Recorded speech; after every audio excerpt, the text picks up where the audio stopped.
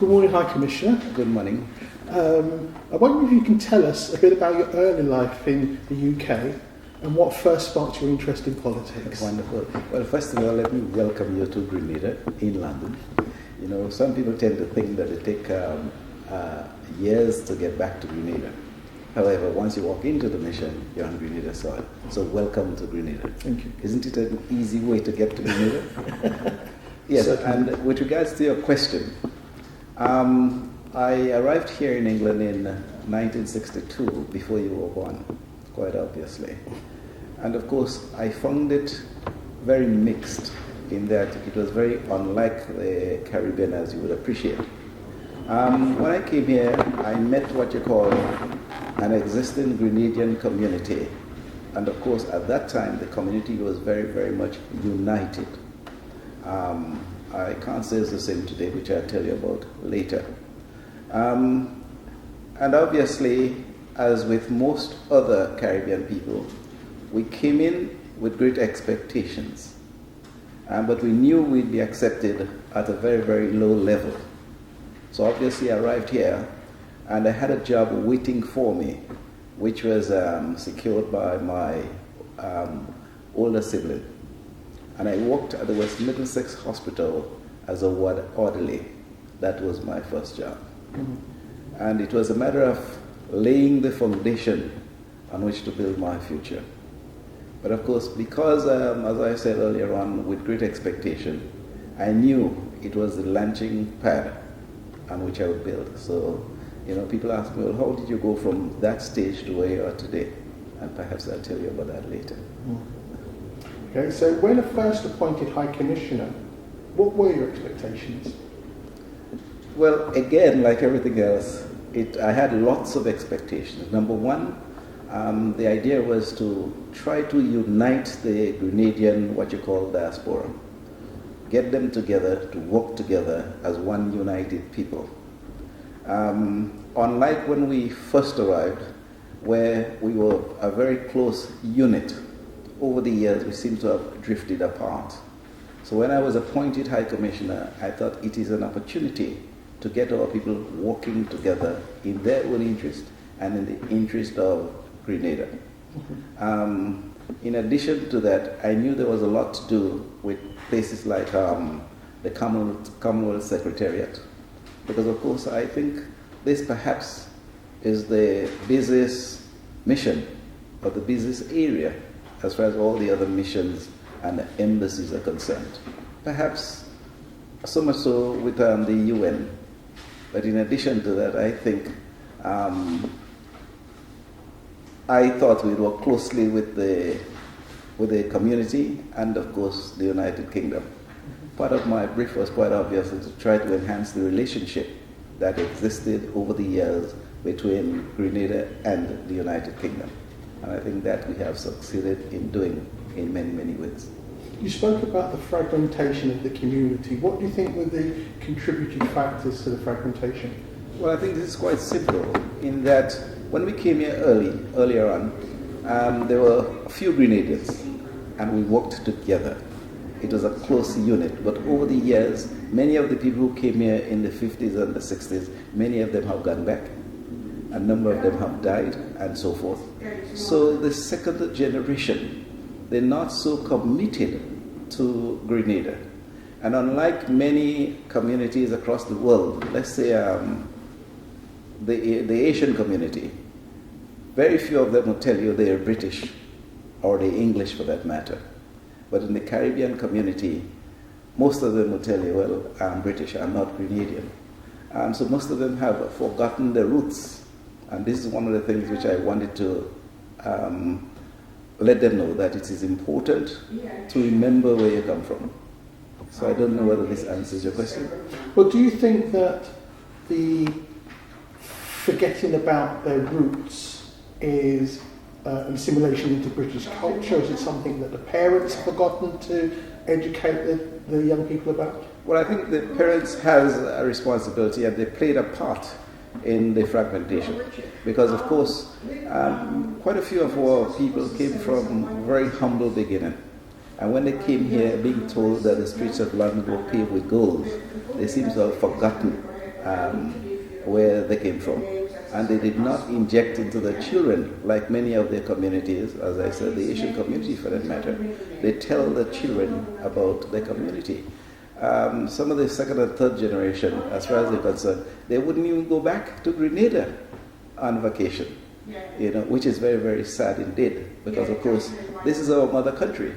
During the days when you had the First World War, what Britain did, they sent messages out to the Commonwealth, to the Caribbean, the Grenada, St. Vincent, St. Lucia, Bahamas, and they said, your mother country needs you. And of course, they came in droves. There were some 16,000 West Indians who came to assist in the First World War. So they were going to fight for England, but the second and third generation West Indians, for that matter, have forgotten completely, with the exception of just a few, about the roots. And I know one of your favourite words is implementation. Well, of course. And you were a minister for implementation. So what plans would you implement to bring back these young people to the Caribbean? Let's say this is what I call work in progress, in that they had here the Diaspora Youth Forum, and they used to come together from time to time. But again, like everything else, they come today and they disappear tomorrow. I don't know why, and it's something that we will not give up on. In fact, we have a young lady who is now assisting us in the mission in trying to bring the young people together. So we hope over time we perhaps would make some progress in this direction. Is the work of High Commissioner mandated by the government, or do you actually work by the perceived needs on the ground that you find in the country that you're in? Well, let's put it this way. There are some basic fundamentals that are being dictated by the government. You're given what you call a brief before coming to the United Kingdom. But apart from that, you never know what will happen day to day.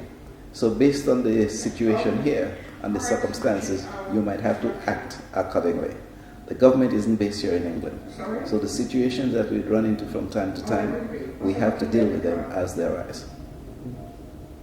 And as Grenada's senior representative in the UK, what was the biggest challenge you faced? Well, we've had numerous challenges. I think the biggest was shortly after Hurricane Ivan, when the entire country was devastated. As you know, we lost over 90% of the housing stock. The agricultural sector and everything was destroyed. So it was a matter of working with not only the Grenadian community here, but friends of Grenada. As you ask the question, I reflect on the schools. So many schools got together where children used their dinner money and collected. And I was going to different schools and, of course, collecting aid for Grenada. We received hundreds of thousands of pounds, both in cash and kind. So, of course, this was one of the biggest challenges. And I think the other challenge is trying to get the community working together. For instance, the upcoming independence. Independence is a sort of celebration where we should come together as one united country and work together and celebrate independence the way we just went to. But we have at least 3, 4, or 5 functions taking place. And many of them are doing it in the name of Grenada independence. But most of them are what you call private citizens who are raising funds for private purposes. And this quite obviously gives cause for concern. Again, there's absolutely nothing wrong. It's a free country. People can do as they like.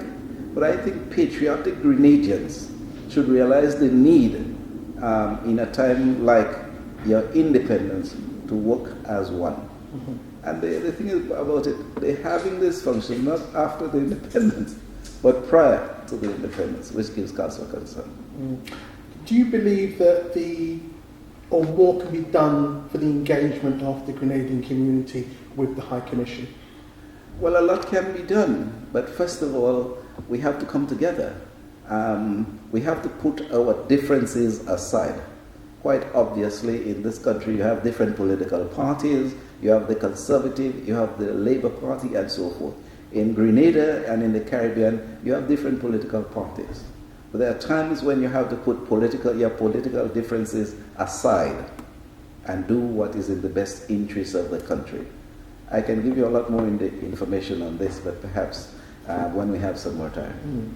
So this is your second posting in London. Yes. And how have things changed since the first, and how culturally has it differed to your posting in China? Well, let's put it this way.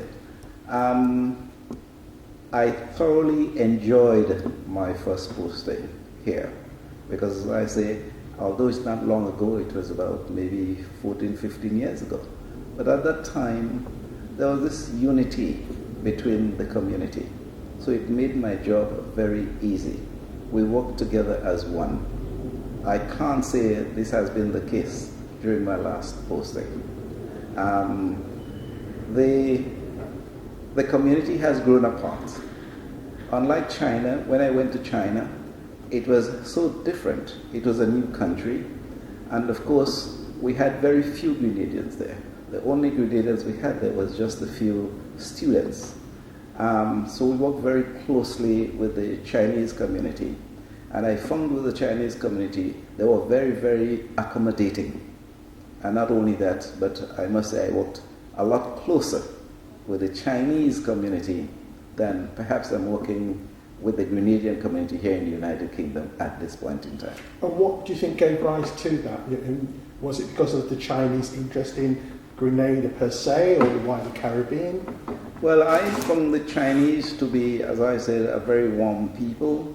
And of course, obviously, they will tell you that they're what you call, let's call it a poor community. They'll tell you that.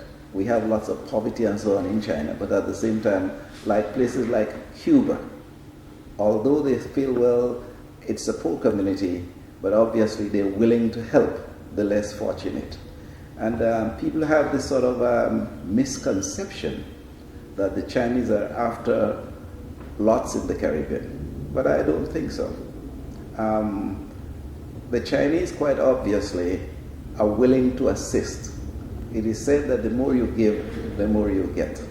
And for that matter, based on our relationship, there's a possibility that if you're having what I would refer to as an international forum, and you had to select countries to play, let's say, a lead role in this organization, some of the Caribbean countries are more than likely to give some support to the Chinese community. So how do you feel about the people who maybe say there is an increase in presence of the Chinese in the Caribbean, and is there a hidden agenda?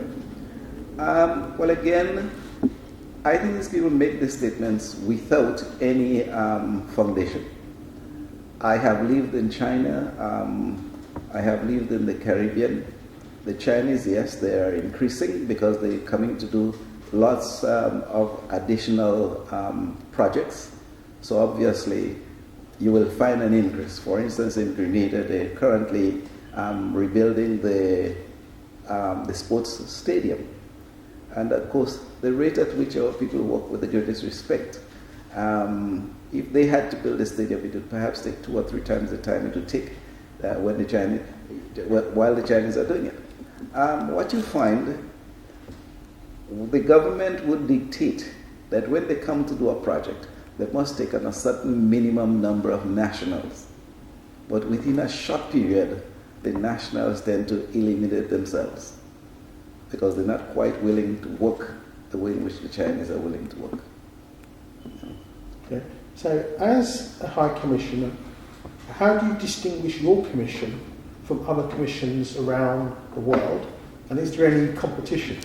Well, let's say there are absolutely no competition as such. We are all working in the best interest of our country. Basically, most of us, before coming here, are briefed, and we are expected to do some basic fundamentals, as I said before. And there's no competition between them at all. There are things based on the country in which you're based. You perhaps can get benefits for Grenada, which in another country you might not be able to get. But we work very closely together. And what, in your opinion, is the biggest challenge facing the Caribbean diaspora in the UK? Working together, in no uncertain terms, coming together. We're too divided. And on occasions like this, I want to make a special appeal to implore the Grenadian community of the need to work together. It is said that unity is strength. And if we unite, we can achieve an awful lot. Is an issue one of resources, do you think? Not necessarily. You have I think the most important resource is human resource. So once the human resources can come together and work together as one, then the sky is the limit. So you're about to stand down as the High Commissioner in a couple of weeks' time. What does the future hold for Joslyn Whiteman? Well, first of all, people ask me whether I'm going to be retiring. As I said to them, in my vocabulary, there is no such word like retirement.